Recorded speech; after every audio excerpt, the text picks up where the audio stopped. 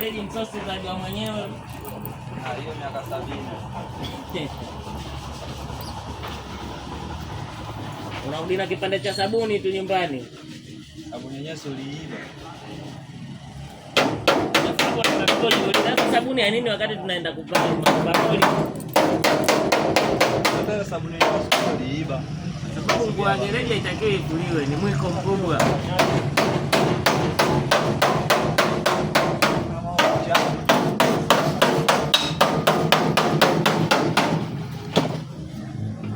Ukifua nguo ya gereji umekiuka miiko.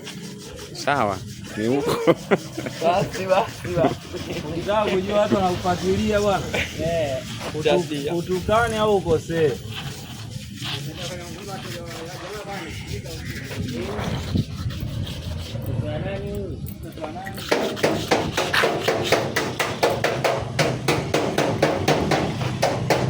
Mpaka umekaa.